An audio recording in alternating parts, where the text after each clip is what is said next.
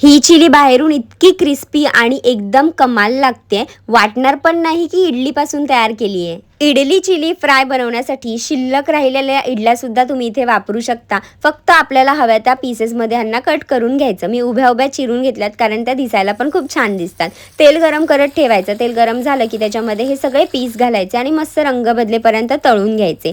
इडलीचे हे piece fry झाल्याच्या नंतर चिली बनवण्यासाठी एका कढईमध्ये पुन्हा तेल घालायचं.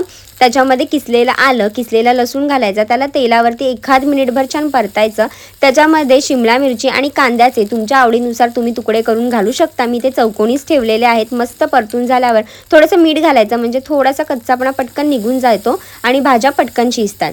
तर हे सगळं परतून झाल्यावर त्यामध्ये घालायची काळी मिरी powder, red chilli sauce, green chilli sauce, soya sauce आणि थोडंसं व्हिनेगर. हे सगळं घालून आहे ना मस्त हाय फ्लेमवरती परतून घ्यायचं. थोडासा टोमॅटो केचप सुद्धा घालू शकता. तर मस्त मिक्स झाल्यावरती जे इडलीचे फ्राय करून ठेवलेले तुकडे आहेत ते आत घालायचे आणि एकदम मस्त फ्राय करून घ्यायचं. हे तुम्ही असंच सुद्धा खाऊ शकता. 2-3 चमचे वरतून कॉर्नफ्लॉरची स्लरी ॲड करायची, चिरलेली फ्रेश कांद्याची पात घालायची आणि थोडेसे सफेद तीळ घालायचे आणि हे मस्त मिक्स करून घ्यायचं. एखाद मिनिटभर मस्त कढईमध्ये हाय फ्लेमवरती फ्राय करायचं. मग इडली चिली फ्राय बनून तयार होते आणि ही इतकी सोपी रेसिपी आहे. उरलेल्या इडल्यांपासूनच बनून तयार होते. घरच्या घरी हे मस्त असं चटपटीत स्टार्टर नक्की ट्राय करा आणि फॉलो फॉर more recipes.